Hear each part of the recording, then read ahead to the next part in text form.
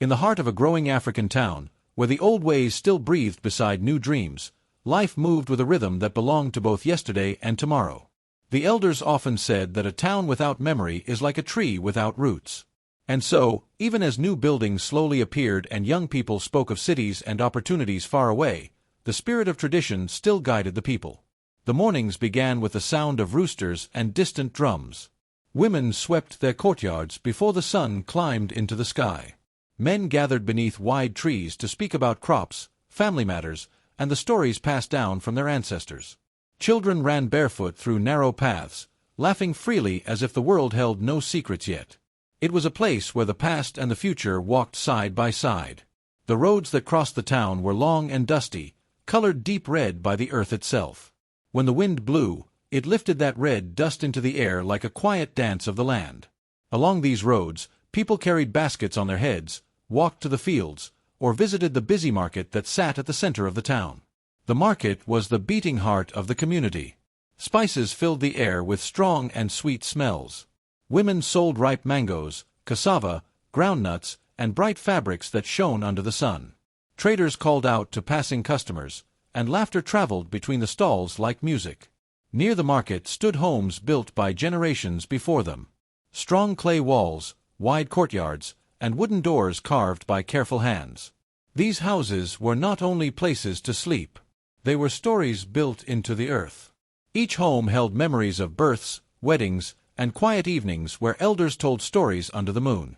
In this town, people believed something more valuable than money lived inside every home. Loyalty, trust, honor. The elders often said, "Gold may shine in the sun, but loyalty shines in the heart." Marriage, especially, was treated like a sacred promise. A man and woman who stood together through hardship earned the respect of the entire village. A strong marriage was not only for two people. It was for the strength of the whole community. And in this very town lived a woman whose story would soon be spoken for many years. Her name was Amina. From a young age, people knew Amina was not like others who accepted life as it came. She carried determination in her eyes and courage in her heart. Even as a girl, she spoke of dreams that stretched far beyond the red roads of her village. Her mother once said to her, "Amina, the world is wide, but never forget where your feet first touched the ground." Amina never forgot. But she also knew something had to change. Her family had struggled for many years. The rains were sometimes cruel to the farmers, and the work available in the town was never enough. Many nights the cooking fire burned low because there was little food to cook. One evening, as the sun slowly disappeared behind the distant hills, Amina sat with her husband outside their small home. The warm wind moved softly through the trees. Kofi looked tired that night. His hands carried the marks of hard labor, but his eyes carried something heavier, worry. "We cannot continue like this," he said quietly. Amina looked at him with deep understanding. "I know." For a moment, neither of them spoke. Then Amina said the words that would change everything. "I will go abroad." Kofi looked up quickly. "Abroad?" he repeated, surprised. "Yes," Amina said firmly. "I will work there. I will send money home. We will build something better for our future." Kofi's voice softened with concern. "That journey is far. Life there will not be easy." Amina nodded slowly. "I know. But sometimes the road that saves a family is the road that scares us the most." The decision was not easy. Many people in the village whispered about it. Some admired her courage. Others questioned whether a wife should leave her home for so long. But Amina's heart was already set. She was not leaving to escape her home. She was leaving to save it. Across oceans and strange lands, she would work long hours and face loneliness so that one day she could return with enough to build a better life. A stronger home. A brighter future. And through all of this stood the man she loved. Kofi. Before hardship touched their lives, Kofi had been known as one of the most hard-working young men in the town. People respected him because he believed in building something greater than himself. He often spoke of starting a business one day, of giving his family a life where worry would not sit at their table every night. The villagers admired him. But what they admired even more was the love between Kofi and Amina. Their marriage was often spoken about by the elders. One afternoon, while sitting beneath the large baobab tree, an old elder once said to the younger men gathered around him, "Look at Kofi and Amina. That is what marriage should be. Two hands carrying the same basket." The men nodded in agreement. Their relationship seemed balanced with trust and respect. When they walked through the market together, people smiled warmly at them. They believed in each other. They protected each other. And when Amina finally prepared to leave for her journey abroad, the entire village gathered to wish her well. That morning, Kofi held her hands tightly. "I will wait for you," he said. Amina smiled gently. "I know you will." But there was another person in Amina's life who stood just as close to her heart. Her best friend, Zola. The two women had grown up together like sisters.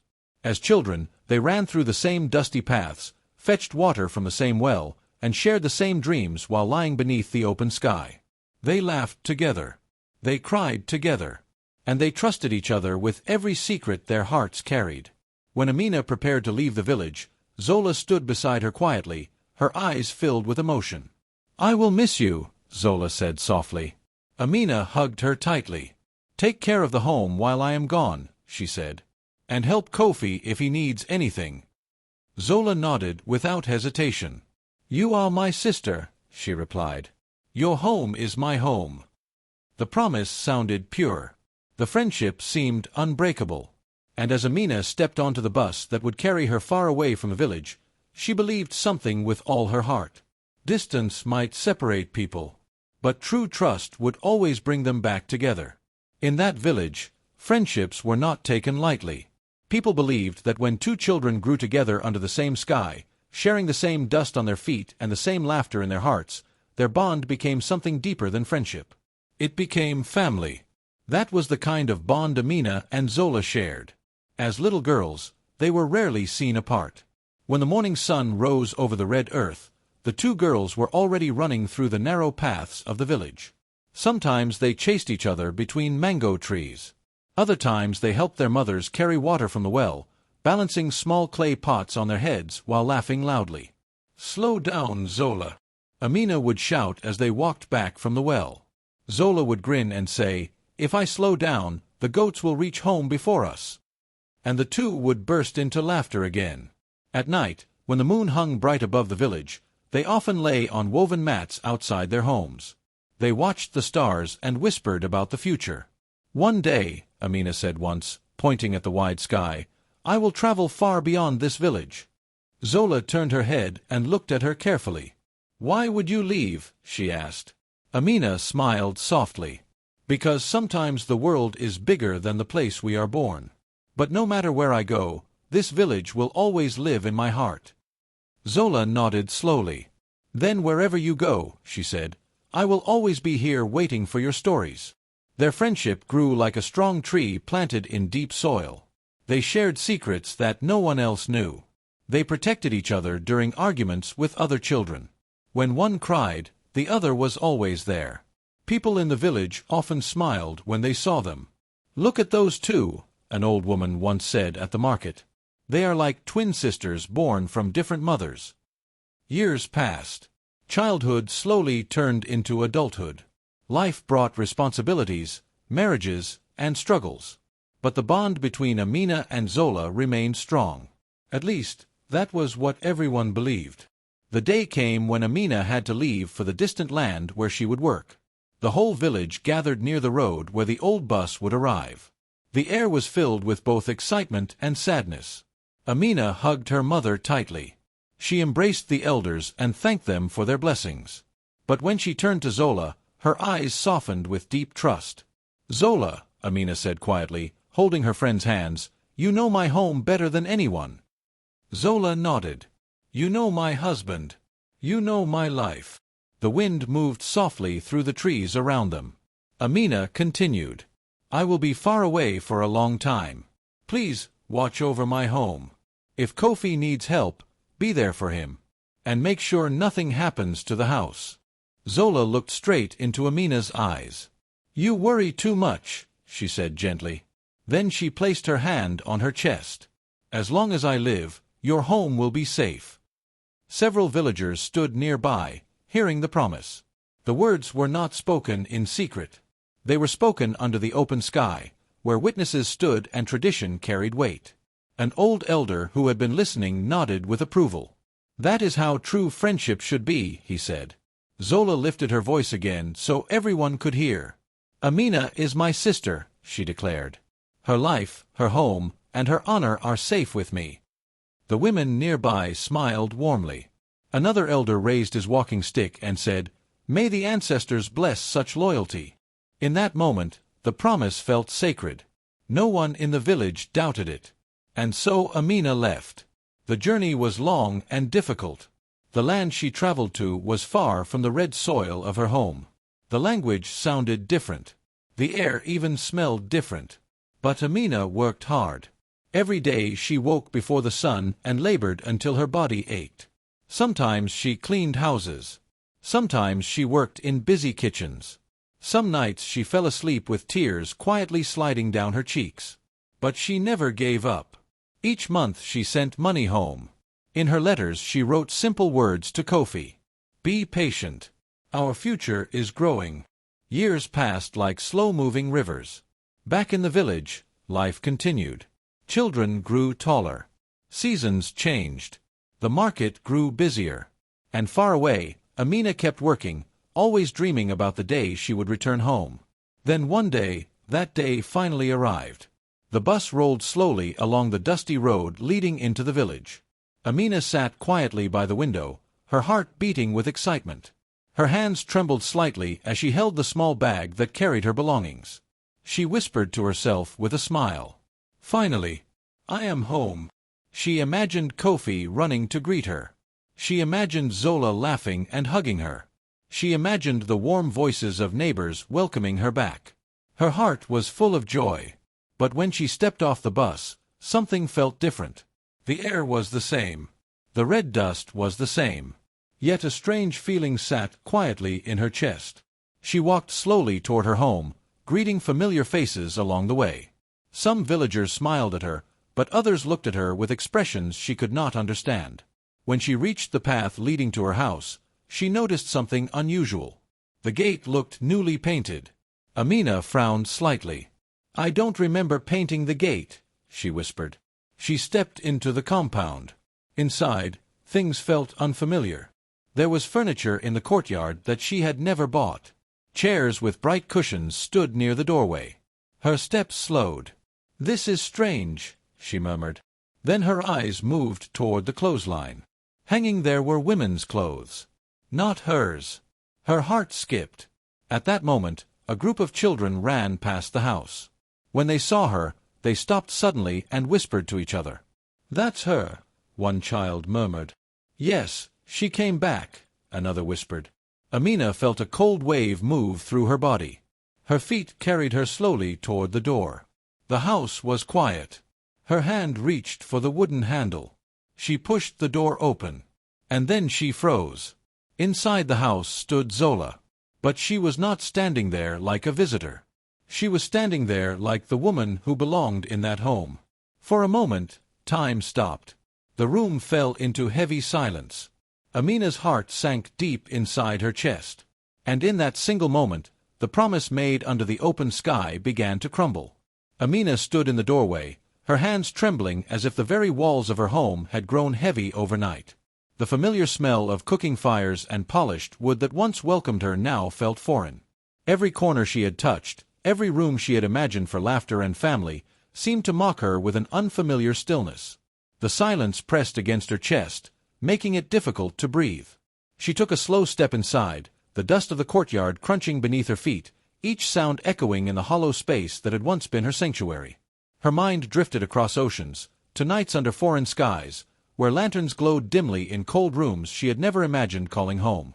She remembered aching hands and burning eyes from long hours of labor, the lonely hum of a faraway city, and the letters she wrote in the quiet of night. Each night carried dreams of a future she was building with hope, where love and family would meet again under her own roof.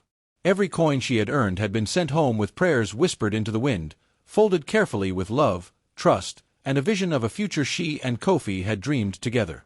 She remembered counting each bill, imagining the joy it would bring: repairs for the old roof, a brighter courtyard, the laughter of children who would run freely without worry. Her sacrifice had been silent, steadfast, and full of devotion. But now, standing in the house she had built with both dreams and toil, she realized those coins had been given to the two people she had trusted most: her husband and the sister of her childhood, Zola. Her heart tightened, a painful rhythm she could not quiet. Kofi's eyes avoided hers, restless and flickering like a flame threatened by the wind. He shuffled his feet, his voice low.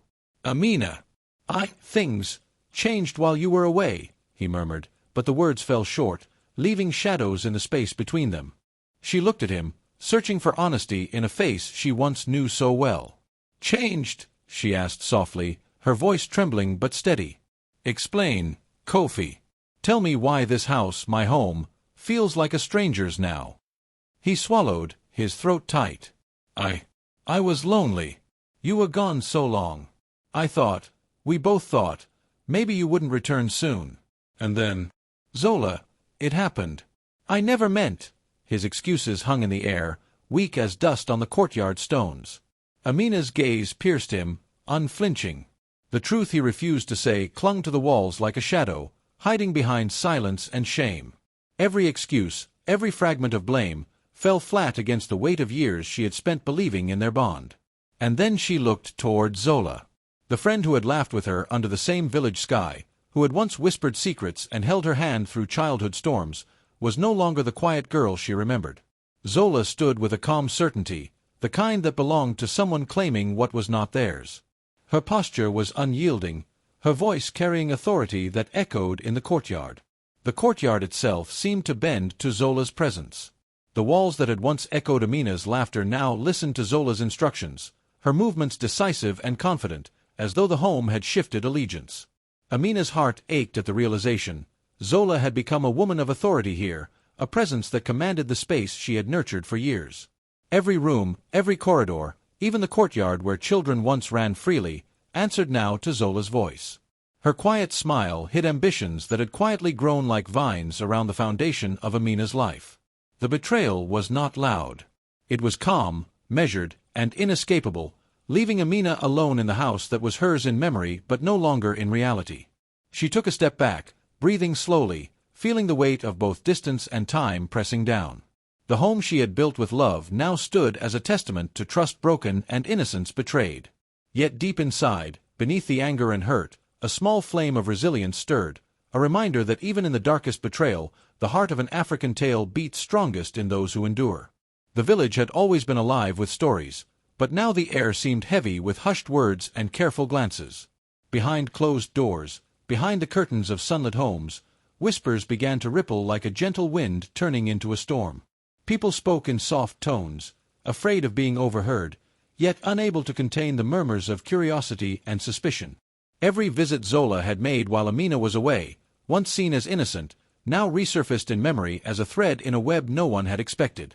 Neighbors recalled the first visits that seemed harmless at the time. Zola came to fetch a basket of yams, or to chat about the rain, or to help Kofi with a minor repair. Each visit had been met with smiles and nods, a gesture of community kindness. But over time, these small intrusions had grown in frequency, and the villagers' minds began to wonder. "Why does she come so often?" they asked quietly. "Does she help, or does she watch?" Loneliness had a subtle power. Kofi's heart had ached for companionship in the quiet nights when Amina's letters were slow to arrive. Zola's laughter had filled the spaces left empty, her voice a comfort that seemed harmless at first. But comfort can become temptation, and temptation can take a path no one notices until the steps have been taken. The elders always said that hearts left too long in solitude risk wandering into shadows. Boundaries that should never have been crossed began to blur. A hand offered for support in small chores grew into lingering touches, conversations that strayed from ordinary concern, and smiles that carried unspoken longing. The villagers, unaware at first, would later recall the subtle changes, the quiet closeness, the stolen moments, the whispered confidences. A friendship meant to honor loyalty had quietly begun to bend under desire and jealousy, a slow betrayal hidden beneath the guise of care. What was once a sisterly bond between Amina and Zola had now turned into a quiet rivalry. The village remained unaware, believing the friendship still intact, while behind the doors of the house, a different game of hearts and trust played out. Each decision, each small secret, weighed on the foundation of loyalty that Amina had left in Zola's hands. Elders, observing from their doorways and under the wide shade of baobab trees, spoke of an old belief: a home cannot be guarded from far away. A woman gone too long leaves her hearth open to the winds, one elder said, his voice carrying the weight of generations. Distance can change hearts, even those once thought faithful. Their words, passed quietly among other elders, seeded doubt in the minds of those who listened. Some villagers began to question Amina's choice to leave. Why would she abandon her home for foreign lands? They murmured. Even for love, a home left unguarded is a house that risks its own foundation. Questions that had once felt distant now took shape in whispers, slowly spreading like smoke through the streets and across the market. The taste of judgment was bitter, more so because it came from the same community she had spent years helping. Hands she had lifted in assistance, prayers she had offered for neighbors' children, the coins she had shared in times of need, all now felt weighed against suspicion. Faces that once greeted her with warmth now looked upon her with caution and quiet reproach. At the market, women gathered, their baskets full of cassava and maize, their eyes heavy with opinions. Some whispered words of sympathy, soft murmurs meant to console. Others, though, carried subtle accusations, a tilt of the head or a narrowed glance that spoke louder than any words. The community, her own people, seemed split between compassion and blame, leaving Amina caught between two tides she had never imagined facing. She walked through the village slowly, her presence stirring quiet conversations, heads turning, and hands gesturing softly toward the house she had once called hers. She carried with her both pity and silent accusation, feeling the weight of the villagers' thoughts pressing on her like the midday sun. Yet despite the judgment, Amina held her head high. Every step she took was a reminder that though the world around her questioned her choices, she still carried the strength and dignity that had guided her across oceans, into labor and sacrifice, and now back home to face what awaited her. Amina's heart felt as though it had been pierced by an invisible spear, the betrayal cutting deeper than any mile she had traveled across oceans. Every memory of lonely nights working under foreign skies now collided with the sight before her. Two people she had called family, standing together, as if united against the truth she carried in her chest.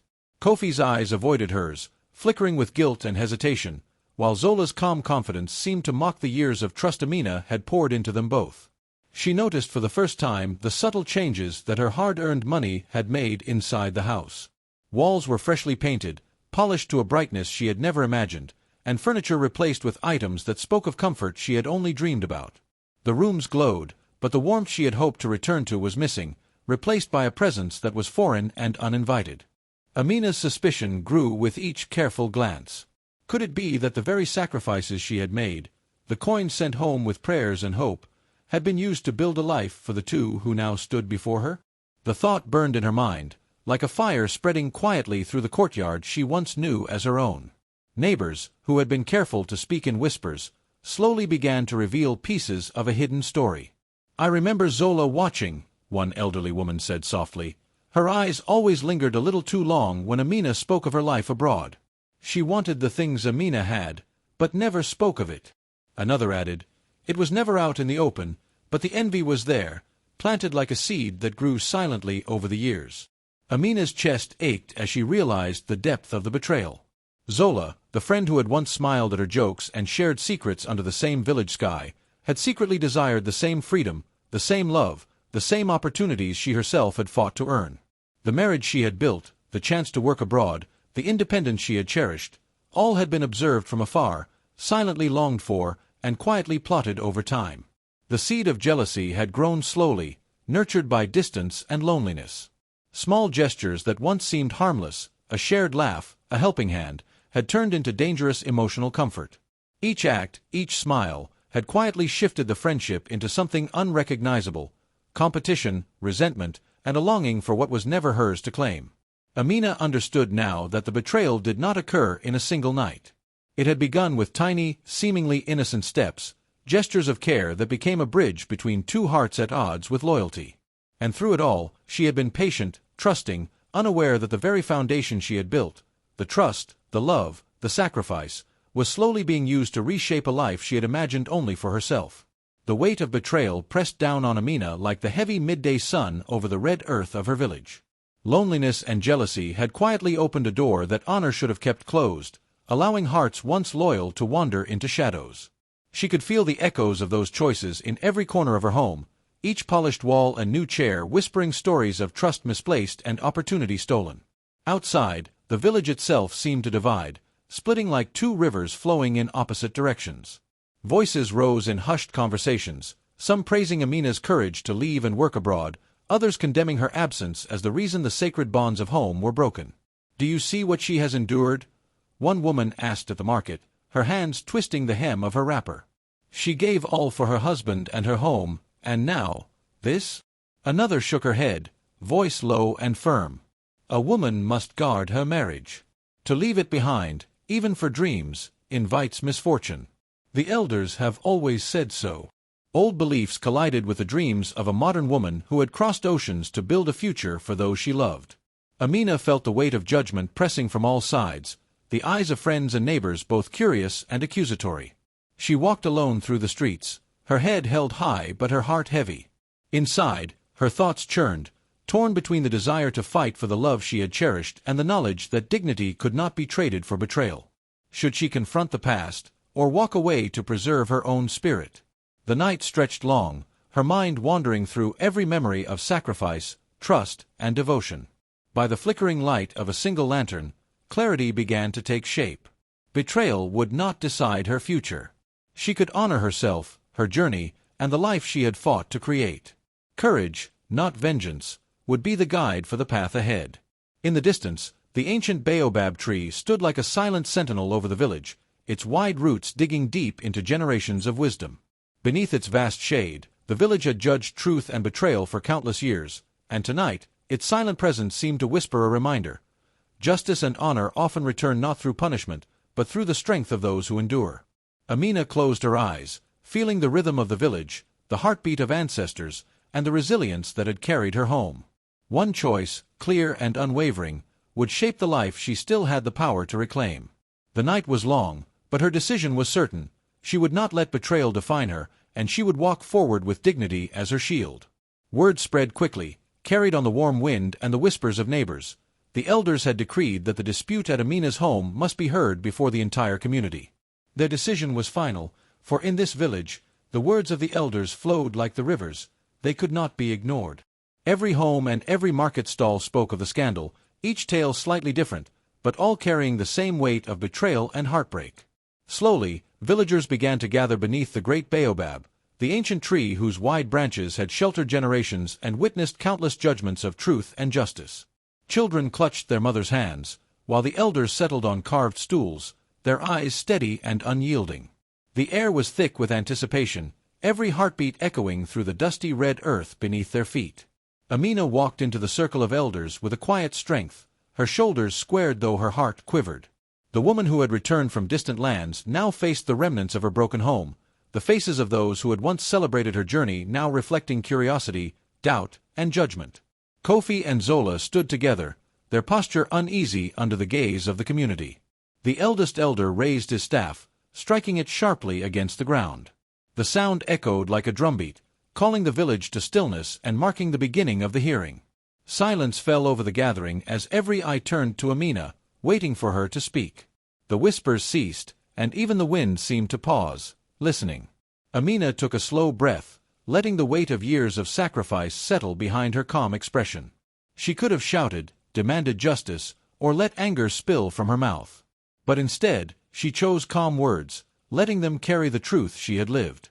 "I walked long roads under foreign skies," she began, her voice steady though soft, "so that my family might rise above poverty. Nights stretched endlessly, filled with labor and longing. Every coin I sent home was carried with love, trust, and hope for a future we dreamed together. I trusted deeply, not only my husband, but my childhood sister, who promised to guard my home as her own." Her words settled over the crowd like the first rain after a drought, simple but full of weight. She spoke of sacrifice, of loyalty, and of the dreams she had carried across oceans, not as a boast, but as a reminder of what had been given and what had been lost. Amina's voice carried across the circle, soft yet steady, each word weighed with the years of sacrifice she had carried alone. "Every coin I sent home was a seed of trust and love," she said, her eyes sweeping across the crowd, landing briefly on Kofi and Zola. "I believed that distance could never break what we promised each other. I believed in the strength of my marriage, and I trusted the hearts I loved most to honor that trust." The elders listened carefully, leaning on their carved staffs, their eyes calm yet piercing. They had seen women who gave their lives to families, and they understood the courage it took to endure nights of labor in foreign lands. Amina's story was not one of wealth, but of dignity, patience, and unwavering faith. Kofi stepped forward, the weight of the village upon his shoulders. His hands trembled slightly as he spoke. I was lonely," he confessed, voice quivering. "The nights were long, and the heart is weak when it is left without its companion. I feared that Amina might never return, that the years of her absence had left an empty place in our home." The crowd murmured, some nodding in sympathy, others shaking their heads. His words carried a truth, but it struggled beneath the weight of guilt. Loneliness and fear, though human, could not erase the betrayal that had taken root. The elder's eyes shifted toward Zola, whose usual confidence faltered beneath the weight of judgment. The friend who had shared childhood secrets now stood as a rival, her posture stiff, her eyes flicking nervously to Amina. A hidden truth began to break through the walls of pride she had built around herself. I felt invisible," Zola admitted finally, voice low and trembling. "Always beside Amina, always watching her life bloom while mine remained small. When she left, I thought, perhaps fate was giving me a chance. I never meant to harm her, but I was blinded by envy, by desire for a life I thought would never be mine." A hush fell over the gathering. Even the wind seemed to pause among the great branches of the baobab, waiting for the next heartbeat, for the wisdom that would follow. The weight of honesty, of confession, settled over the village, and for the first time, the full measure of trust broken and hearts betrayed became undeniable. Amina's gaze did not waver. She had heard the truth, felt the sorrow, and understood the paths that had led them here. But her heart, though heavy, held a dignity that no betrayal could take. The elders nodded slowly, their silence a signal that the moral reckoning had begun. The truth had spilled like water from a broken calabash, and the village held its collective breath. Zola's confession hung in the air, raw and unshielded, revealing years of quiet jealousy toward a friend who seemed blessed by fate. Mothers murmured to each other, fingers pressed to pursed lips, recalling the childhood laughter that had once united the two girls. Now, envy had grown like a creeping vine, winding itself around hearts and hopes. "She always had what I wanted," Zola whispered, voice barely audible, yet it struck like a drum across the gathering. "The marriage, the chance to travel, the freedom to live as she chose. I watched from afar, feeling invisible." The crowd shivered at her words. Some exchanged glances of disbelief, others of sorrow, realizing that comfort had slowly turned into a relationship built on broken trust. The village reacted with shock at the confession, the scandal spreading faster than harmattan winds over the dry plains. Disappointment and disbelief whispered through every corner, settling like dust on the courtyard stones. Mothers shook their heads slowly, the weight of centuries of wisdom pressing down, mourning the collapse of friendship and the betrayal of a marriage once celebrated as a blessing. Then the eldest elder rose, his spine straight despite the years, staff in hand, eyes like coals glowing with the fire of countless seasons. Silence fell. Every gaze turned toward him, every ear straining to hear the words of someone who had seen the cycles of joy and sorrow over generations. "Trust," he said, voice deep and deliberate, "is the strongest roof over any home. Without it, even the grandest house will crumble beneath the storms of greed and envy." He paused, letting the weight of the words settle. "As our ancestors have always said, a heart that guards another's secret as its own will never taste betrayal. Remember this, children of the village, for it is the heart, not wealth or beauty, that builds lasting homes." Whispers of understanding and regret rippled through the crowd. Even Kofi shifted uncomfortably, realizing that the weight of years could not excuse the erosion of trust. Amina stood quietly, absorbing the words, feeling both the sting of betrayal and the clarity of ancestral wisdom guiding her next steps. The wind rustled through the baobab leaves above, as if the spirits themselves had nodded, affirming the elder's truth, that trust is sacred, that envy destroys silently, and that the heart of a home depends on loyalty first and foremost. The eldest elder lifted his staff, its carved patterns catching the sunlight like the stories of 1,000 seasons. His voice rolled across the gathered villagers, deep and steady, carrying the weight of ancestral wisdom. A borrowed path may look easy, he said, eyes sweeping over Kofi and Zola, but it never leads to peace. Those who take what is not theirs may find comfort for a moment, yet the heart cannot rest on lies. He paused, letting silence drape over the assembly, each villager feeling the gravity of his words. Honor is earned through loyalty. Trust is the roof that shields a home from storms. And betrayal, he continued, voice hardening, is a wound deeper than hunger, a shame heavier than poverty. The council of elders nodded, their faces lined with the experience of many seasons. One spoke, voice firm as the drums that called the village together, breaking trust is worse than living in want. A man may be poor, but his soul remains rich if he honors the ties of family and friendship. All eyes turned to Amina, the woman wronged, standing beneath the ancient baobab whose roots had seen generations pass. The village waited with bated breath, every heart aware that her choice would echo beyond the walls of her home, beyond the whispers of the market, into the lessons told to children for years to come.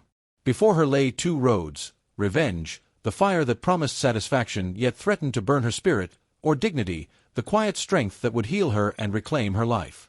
Her gaze fell on Kofi, the man she had once loved, and she saw not a partner but the shadow of trust shattered.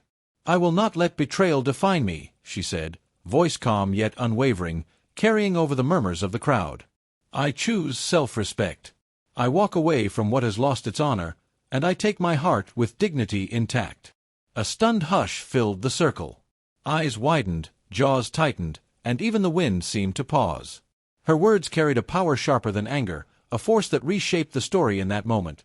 Strength, not vengeance, was the true victory. And so, Amina turned her back on a marriage tainted by deceit. Her steps were firm, her heart steady, and with every stride away from the home that once held her dreams, she reclaimed herself. The villagers watched, some in admiration, others in silent awe, as she walked beneath the baobab, leaving behind the chains of betrayal, carrying forward only her courage, her honor, and the promise of a life rebuilt.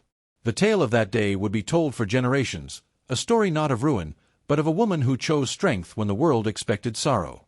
The sun rose over the village, casting a warm golden light across the dusty red roads and the homes built by hands long past. Beneath the same sky she had grown under, Amina walked with measured steps, her heart heavy but steady. She had faced betrayal, a breach of trust so deep it could have crushed her spirit, but she chose a different path. She would not fight for a home that had lost its honor. Instead, she carried peace in her heart, a quiet dignity that spoke louder than any anger could. The villagers watched in silence as she moved through the crowd. Mothers whispered softly to their daughters, elders nodded knowingly, and children paused in their games. There was no shouting, no confrontation, only the calm, powerful assertion of a woman who refused to let deceit define her life. In that silence, the village understood the meaning of true strength.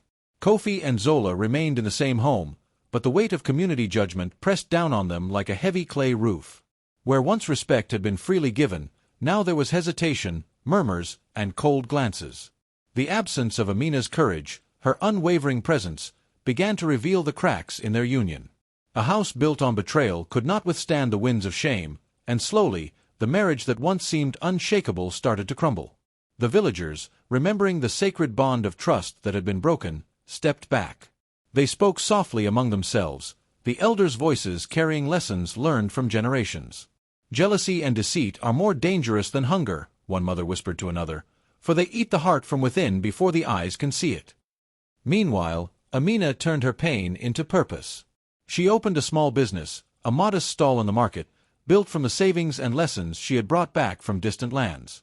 Each coin she had sent home over the years, once an offering of hope, now became a seed of independence and strength. She arranged her wares with care, each piece reflecting the labor of her hands and the patience of her spirit. Days passed, and hard work slowly brought life back into her eyes. The same villagers who had once judged her watched as she smiled with genuine joy, her strength radiating quietly but undeniably. Respect grew around her like roots of the baobab tree, deep and unwavering, spreading through the community until they could not ignore it. Amina, the woman who had been wronged, became a symbol of quiet power. She walked through the market with her head held high, not for revenge, but because she had reclaimed herself.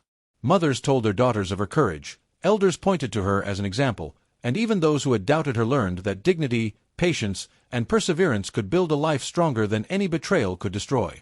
And so, in a village where old traditions walked beside modern dreams, Amina's story became one of hope, strength, and resilience, a tale whispered under the baobab, carried on the wind, and etched into the hearts of all who witnessed her journey. The elders gathered beneath the ancient baobab, its massive branches reaching toward the sky like the arms of ancestors watching over the village. Children and young villagers sat cross-legged on the red earth, their eyes wide with curiosity and reverence. One elder began to speak, his voice steady yet gentle, carrying the weight of generations. "Listen, young ones," he said, "for the story of Amina is not one of shame, but of wisdom. She walked far from this village, carrying hope in her hands and love in her heart. And though betrayal tried to break her, she chose patience over anger, dignity over revenge." Another elder leaned on his staff, nodding solemnly. "Trust," he said, "is the most precious treasure in any home, in any friendship, and in any marriage. Without it, even the closest bonds can crumble." The children whispered among themselves, imagining the courage it would take to send every coin earned in distant lands with faith that it would be honored. A third elder's voice cut through the murmurs. "And remember, jealousy is a fire that burns quietly, consuming hearts that once belonged together. Guard your friendships, for envy can destroy what love and loyalty have built." They taught them that true strength comes not from wealth or power, but from patience, self-respect, and the courage to walk away when honor is broken. The children listened intently, understanding that these lessons were the roots of life itself, stronger than any red clay house, deeper than any river. Meanwhile, Amina walked through the market she had built with her own hands. The wooden stalls glimmered in the morning sun, and the air smelled of fresh spices and earth. Her head was held high, her steps confident, for every basket sold, every coin exchanged, was a testament to the life she had rebuilt. The same community that once whispered behind her back now greeted her with smiles and respect, bowing their heads slightly as they passed, honoring the woman who had endured and risen. At the baobab, the elders' stories echoed in every corner of the village. Young voices repeated the lessons, retelling the story of sacrifice, patience, and unwavering dignity. Amina's journey became woven into the heart of the community, a tale that would live as long as the tree itself. And so, the moral was clear: a broken heart, guided by courage and self-respect, could rise stronger than before. From the whispers of betrayal came the song of resilience, and beneath the same branches that had witnessed generations, Amina's story would inspire every child to honor trust, choose patience, and embrace the strength within their own hearts.